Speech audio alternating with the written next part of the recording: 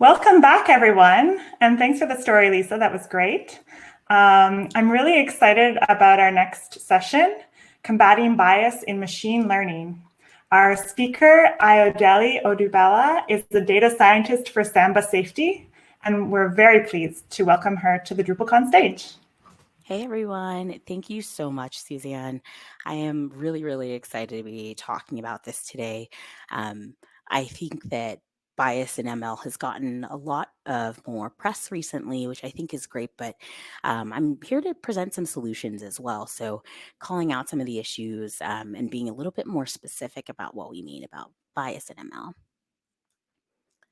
So to start us off, I will kind of define what this means. So we do have different meanings in data science and machine learning for bias that differ from what we are talking about in society and actual discrimination. So in data science, you might see bias referenced as the difference between models' predicted values and actual values. So on the left here, you see, a little bit of the bias variance trade-off. A model that has low bias means essentially that there's not a huge difference between our predicted values and the actual values, which is a good thing. So high bias models tend to predict or they didn't learn very well from the actual training. And in machine learning, bias is also a term that we use when we're talking about the data that's added to a neural network in order to avoid activation functions multiplying by zero, essentially. So imagine if your training inputs are both zero. If you multiply that by any kind of weight, you're still going to get zero. So we do use bias as an additional feature there. But when we're talking about bias in this context, I really like the Psychology Today actual definition of bias. So it talks about how we have these cognitive biases against specific groups. So there's two main kinds. There is implicit and implicit bias. So um, implicit bias, essentially, it's so much easier to spot. These are things that we think, but explicit bias, it's really difficult for us to get to the root of this. So I'm going to be digging into how these biases really exist when we're talking about the data science process and creating machine learning models. So the problem with bias is that it can be encoded in our algorithms and things that we build without us meaning to. So if we just have a look at the different headlines we see up here, um, a lot of these tools in AI, they're just using our training data and trying to project that onto future results or future events. But the problem is if our training data is flawed and if we have flaws in how we approach solving these problems, or maybe we're not aware of these problems to begin with, it's really easy for these biases that are in society to be just perpetuated by our models. So something I like to ask and everyone and really think about, I'll just give everyone a moment. This doesn't apply to all of us, but many of us are systematically marginalized in many ways. This can be from housing to if you're someone who has had prior felonies. There's a lot of ways that our systems kind of encode these imperfect processes in our society and then extrapolate that over millions and millions of rows of data. So the first part really to understanding this is awareness. So as much as we would like to put our trust in math and stats, but computers and data, neither of those are neutral. The way that zeros and ones might be neutral in their like definition. However, the way that we use computers to extrapolate from this data is not neutral. The data in the way is data is biased in the way it's collected, in the way it's manipulated. And a lot of that comes from what data scientists and machine learning engineers do when we're building these models. The first part is really just understanding that we have to be uncomfortable to fix some of these problems. I'm going to outline a couple examples, but there are there are products out there that can essentially draw your face shape or imagine or create an image of what you look like based off of the sound of your voice. Initially, this doesn't seem ominous necessarily, but we have to understand that a product like this is very clearly transphobic. We're in almost every single facial recognition case, we only have two categories for gender, male and female. And if we know that there are trans people that exist, we have to understand that this data is going to be biased by that from the jump. So we have to be willing to be uncomfortable when we're talking about these problems in order to fix them. So outlining a couple different kinds of bias that really exist when we're creating these frameworks. First being prejudice bias. So let's say you are training a computer vision system to recognize people at work.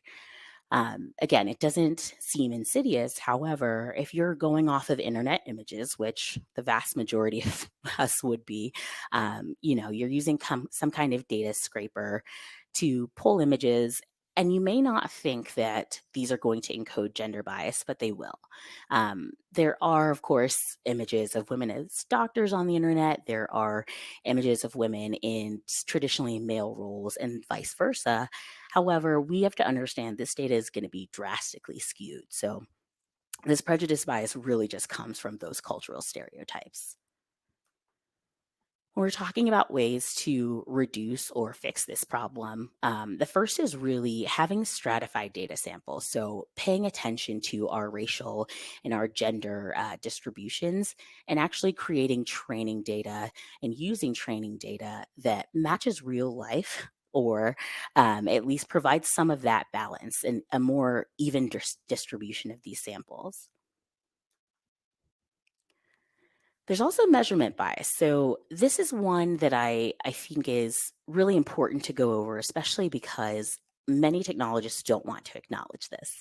Um, there is often bias when we're talking about devices that are used to measure data like sensors, that can be heart rate monitors, this can be TSA body scanners.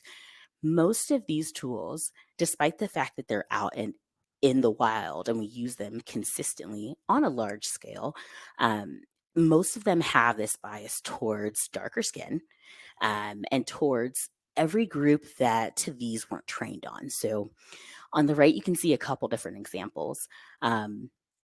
Really, of this measurement bias not working as well for people with darker skin. Um, we can only really infer that this is partially an oversight of the developers by not training these things on darker skin. But, like the Apple Watch has a combination of cameras, an infrared camera, and a color um, sensors on them. And both of these things just don't work as well for dark skin. So, but these products are widespread and they're used in a lot of different environments. So we have to understand that some of these problems are problems within the hardware. So one of the ways to reduce this measurement bias is essentially to stratify our data and use different data when we're training. So both of the examples with the heart rate monitors and the TSA scanners, those can be fixed if we have wider ranges of people who these products are being tested on. Going into sample bias, I talked about it very briefly, but this typically happens if our data that we're using for training doesn't accurately represent the real life environment. So again, facial recognition is one here. A lot of these facial recognition models are trained on things like the IMDb data set. But from what we know about the demographics of people working in Hollywood, we know that there are going to be more white men than any other group. And that is one of the biggest problems with sample bias. Essentially, at least it is somewhat easier to fix. So um, with sampling bias, we can stratify these training samples. Again, that just takes developer consideration into which different groups you have in your data, which groups are going to be using your products in real life, and taking that into consideration how you build these samples and how we train these models.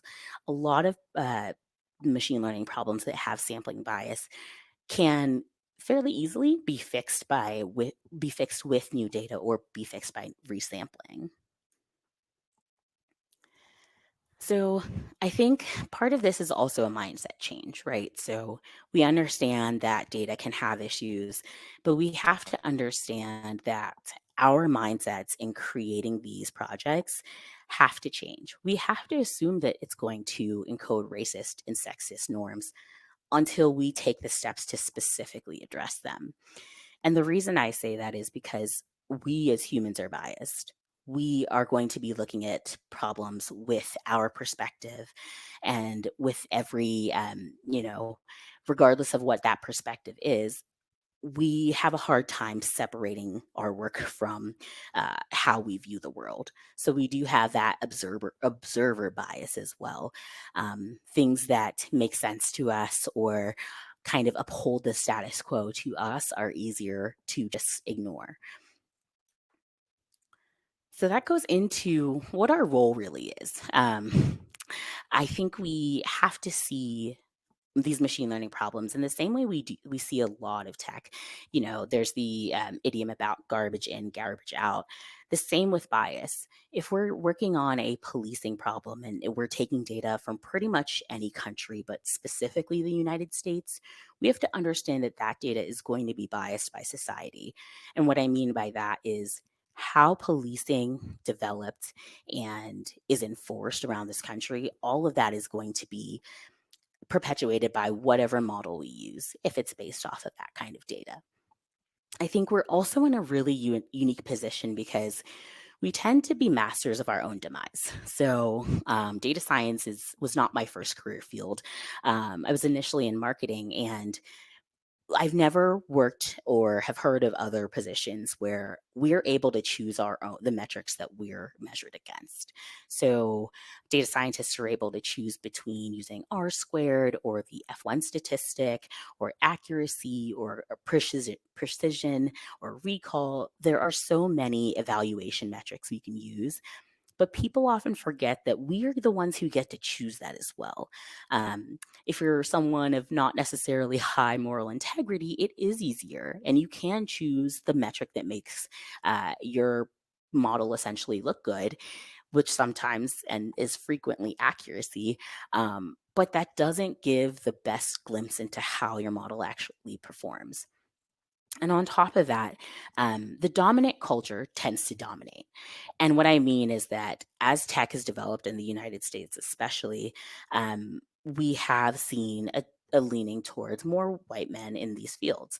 And that's not the problem. It's that if you're not in a marginalized group, it's very hard to recognize the problems that people in those groups deal with. So we have to understand and be willing to consult and both listen when people who are in these groups are telling us, hey, there's a problem with your software. This has happened with people with projects at major companies, from Google Photos labeling to people as gorillas, to other major gaffes that people don't want to talk about, but there is a lack of insight into what it's like to have these models perpetuate bias against you. And that's why we not like that's why diversity is important, but it's really about having people who can spot these issues and then listening to these people as well. So, a couple solutions, because I don't like bringing up problems without talking about any ways to deal with them. Starting with documentation. So, there are a lot of different aspects to data science and machine learning that we need to make more scientific. And one of those pieces is documentation. Um, Sheets for data sets was an awesome paper that really just outlined ways to document our data sets. So I talked about data being biased because of how it was collected. A lot of our training data that people in industry use, we have no idea how it was collected or sampled, or if there are any issues with how those things were conducted. And by creating a data sheet for data sets that you use and you build, you can make your models, like you can make all of your research more reproducible that way. Another solution I really like is model cards. So Google actually has these model card examples up for face detection as well as object detection, but it just outlines the limitations of their modeling, the features, how with the performance. It gives a really solid way to just understand what their framework does and where their framework is lacking. So that's a good first step as far as being transparent about how we build our models and really highlighting these limitations as well. The next aspect is model explainability. So, this is really important for understanding how our models can be biased. So, the COMPAS algorithm, which is a recidivism algorithm used by county judges all across the US, essentially, they're able to put a person's information in and try and give judges a better way to decide how long to decide or how long of prison term someone should get. So this algorithm is found out to be extremely biased based off of race. But when you looked at the really important features, a lot of the features that went into this algorithm and determined someone's risk score were things about them that they couldn't change. So a lot were if you had a high school diploma, or if you have a mental illness, did you grow up in a poor or low income neighborhood? Using frameworks like Shapely Values, TCAV, and Lime are really good for outlining the important features. So, all of the things listed on the screen or on this slide are ways to deal with problems in your machine learning models. So, adversarial ML really helps us when we kind of have oversight into how our models could be used negatively. So, considering bad actors and people who want to use our models maliciously, especially if you're a company like Google and you have a public API, it's really important to employ some of these tactics to understand what kind of harm is going to be perpetuated if someone chooses to use your algorithm for evil, essentially. And then going into best practices, it's really important to test with your edge cases first. So a lot of these problems that with sensors or the measurement bias that I mentioned tend to come from these products were not tested on people who have darker skin. They were typically not tested on women. Um, we have to, instead of excluding these groups and only having a small proportion of them in our training data, we have to test on this first. So, as you can assume, you can test something on someone with darker skin, and it's more likely to work on someone with fair skin as well. And it doesn't work the opposite way around, especially when we're considering things like camera hardware. If you can detect dark tones, it's easier to detect those light tones as well. We also just need to be extremely skeptic about not only our data, but how we're building these models with our data. So, like I said, paying attention to the groups that are in our subsets, essentially. So, going over these racial and gender subsets to make sure we have distributed samples. That's one of the biggest problems when we're creating these models. And I think one of the biggest reasons why we have so many issues with products only working for some people and not others. Lastly, we have to consult with the people who are impacted by this model bias. So, even for me personally, before pre-pandemic, when I was flying frequently, every single time I would go to the airport, it would take me 10 to 15 minutes longer than everyone else. And that's because the RF scanners in the TSA body scanners have a really tough time like understanding Black women's hair. I almost always have to be patted down. There has been, I can count on one hand how many times since they've implemented body scanners that I have been able to make it through successfully, or, have that product fulfill its goal of making things faster and easier for people. We always have to question who. Who is this product easier for? And then there is human intervention. So we need to create, machine learning has a problem with giving finite examples or giving finite outputs, and human interpreters just kind of take those and run with them. We see them for fact. We don't question or criticize why we were given an answer, but we need more human in the loop systems where, these models have an explanation interface and they can say, why they were wrong. They can at least explain to users why certain decisions were made and how the model failed. So at least users that are working with these human in the loop systems are able to take some of that information and they're essentially comparing that to the situation at hand and seeing if it's the right solution. So actually having computer input and not just computer input to their decision making process and not just trusting the computer's input and saying that that's the end all be all. Another aspect here is really making our models open source and having our data public. So, a lot of people and a lot of companies don't like this because we see this modeling and machine learning as our secret sauce. It's our competitive advantage. But we have to understand if we're using systems and we're working with the government, like the Compass algorithm, any kind of policing algorithm, these are impacting people in a very public sphere. There's no way to opt out. And they're owned by private companies, controlled by private companies, and the public has no access to how these are built. We have to start considering this when we have products that have high impact on people's lives and have a high potential to cause harm. And like I mentioned earlier, we do have to change our mindset. Think about this as a science. Um, Data science has often been lumped in with engineering, thinking and moving fast and breaking things might work for products, but it doesn't work the same way when we do have products that use machine learning. So essentially take whatever bias was there and perpetuate it more. But in these really, really harmful areas like hiring employees, as well as policing, as well as deciding who gets to get a apartment or who gets to get a mortgage.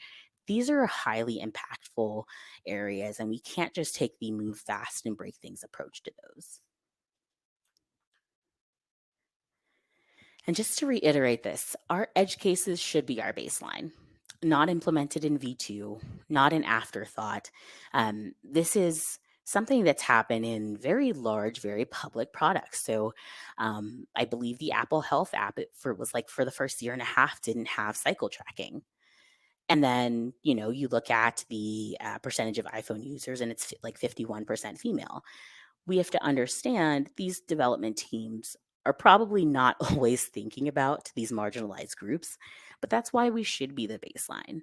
That should be the benchmark that it's checked against and not an afterthought. So, thinking about just in general development priorities, why delay modeling?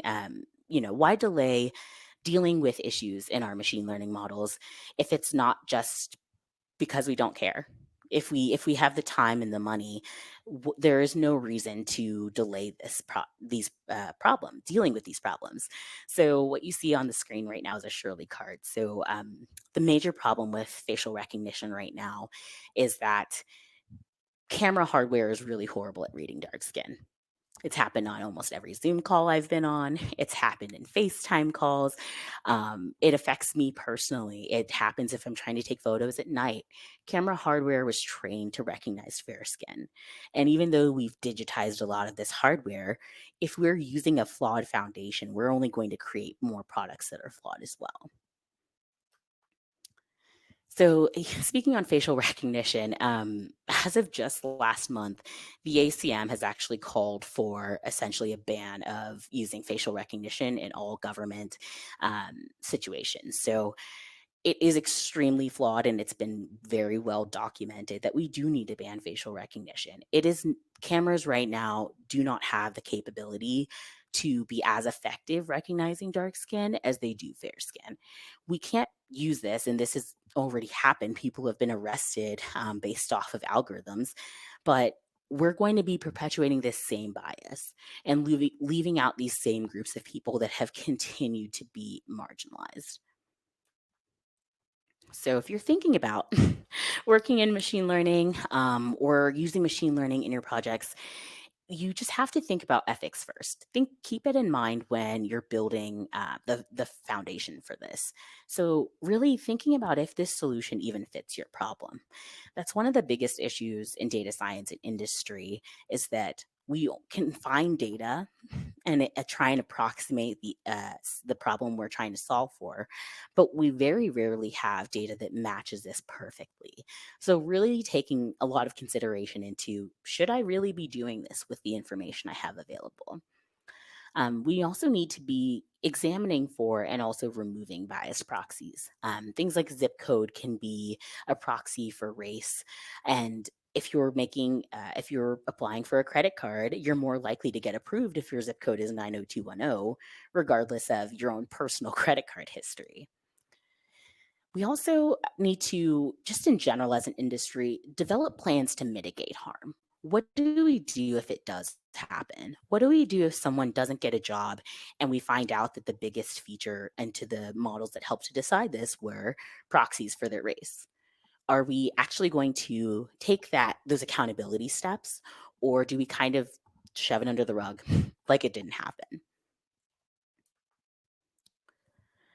So, a couple questions you should ask yourself if you're gearing up for a project that uses machine learning is really, does my product need ML? Will it be better?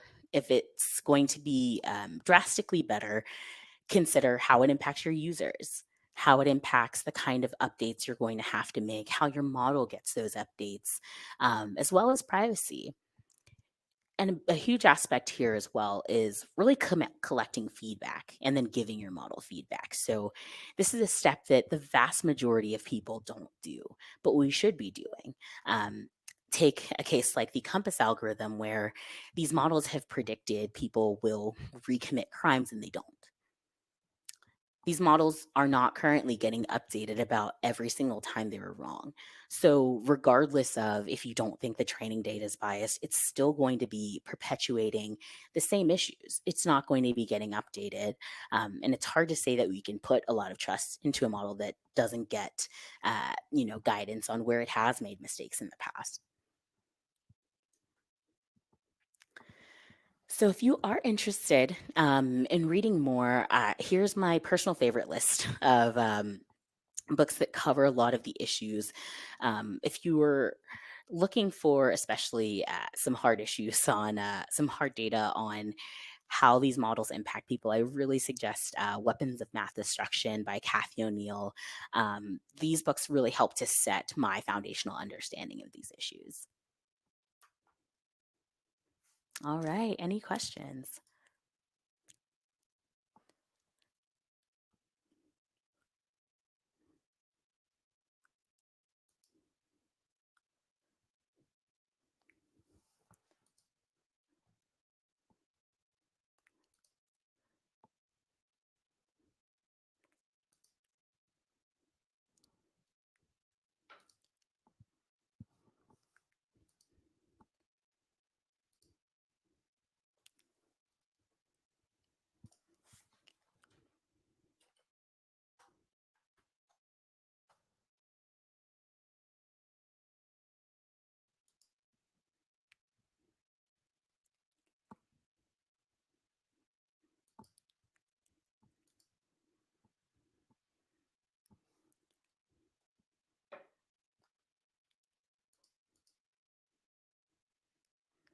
Yeah, so I'm hearing, if you want to see more of this reading list, feel free to jot those down. Yeah, I really love every single book on this list. Each one kind of hits a different point in these issues in ML. Ooh, I do have a question. Is there any ethics body that helps work on these types of issues? There are. So I know of three groups. First is AI for All. Second is Data for Black Lives. They have a lot of volunteer data scientists, machine learning engineers. Recently, they've been digging into a lot of COVID-19 data. And then there is the Algorithmic Justice League. So that is run by Joy Bolamwini. She's an awesome researcher in AI ethics, produced the Gender Shades Project, which really outlined the ways in which like the Face++, Amazon, and Microsoft facial recognition APIs are biased specifically towards Black women. I know she's done a lot of work with talking to Congress as well as helping to get cities like Boston to stop using facial recognition. Yeah, next question we have, do you have any suggestions for how software and website developers can recognize their own bias and change their processes to include more perspectives?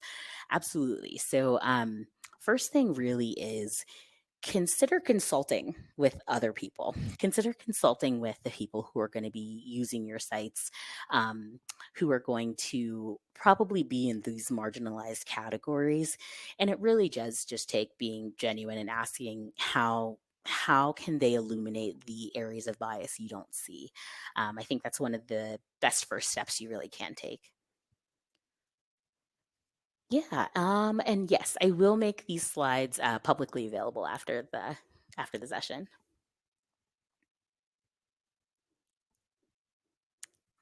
Awesome. Um, Another question we have you found that business analysts can help write requirements to capture the edge cases to get ahead of biases during development? Absolutely. So I think this is where we can rely on our analysts a little bit more um, to understand where these outliers are, and instead of just, removing them, but really paying special attention to them. I understand, especially in a business, it's really, really difficult to get an idea of how to deal with some of these edge cases. But I think that's an area where we can have business analysts really focus on and then make sure that everyone else is aware and considering that these outliers or these edge cases do exist when we're making our products. Awesome. Anything else?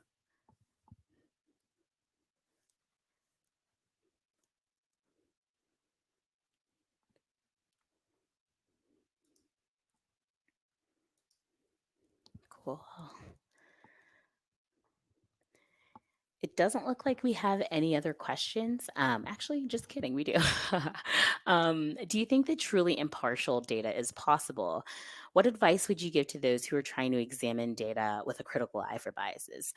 I would say for the first part, is truly impartial data possible? The harsh answer is no. Um, every piece of data is going to have bias. That is a way we have to consider them as not neutral. But the way we deal with that is just being very explicit about this bias. So, um, outlining, and I I know people hate this, but like if you're in data, you have to put caveats to your project and say this works under these conditions, or acknowledge that the data you use is going to be biased by those systems. There are ways you can mitigate against that, but it's really about acknowledging and making that very, very clear to people. So for facial recognition APIs, had these companies that create them said, here's an API you can use for facial recognition. Clearly, you need to understand that because of camera hardware, our training data, X, Y, and Z, it is not going to work as well for darker people as it is for fair skinned people. And for the second half of that, what advice would I give to those who are trying to examine data with a critical eye for biases? Um, it's really about looking at the classes in your data. So, when you're saying with a critical eye for bias, the bias typically comes in one or two forms if you're looking at a new data set. Either the distribution between like genders or racial classes, and then the other aspect is the it's harder to spot, but the bias that kind of exists in our world. So, like I mentioned, with facial recognition only including male or female, Google very recently actually just removed their male and female labeling from their Cloud Vision API. So, you can only see someone as a person.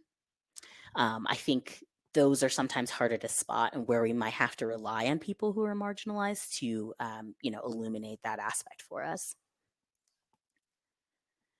Um, Another question we have here, do you feel the burden falls disproportionately on you to be a champion of this kind of change? I do in a way because it has impacted me. So I was talking actually to someone yesterday. I have a lot of skin in the game. I have been discriminated against in housing algorithms, just in facial recognition algorithms, and going to the airport and trying to fly somewhere. As someone who feels this and understands how this costs me money, this costs me time in my day, this costs me frustration, and it's supposed to be a product that makes our lives easier, I definitely feel that it's not necessarily the burden falls on me. I'm coming from it from a different perspective. And that's one of I have been subject to these like harmful algorithms. So I can speak to not only the technical piece, but what it does to your life. And I think that a lot of times technologists, we don't get that perspective and we don't get to see it often. Any other questions?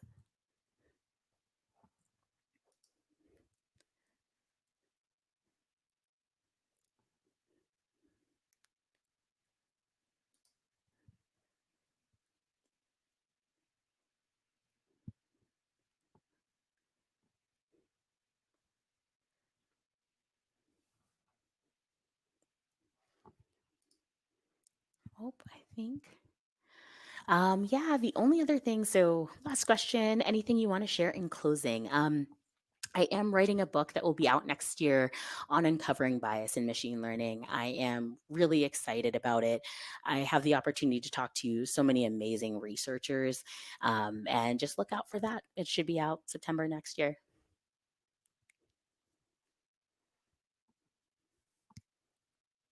Awesome. Thank you so much, everyone. I'm so glad that I had the chance to talk to everyone today.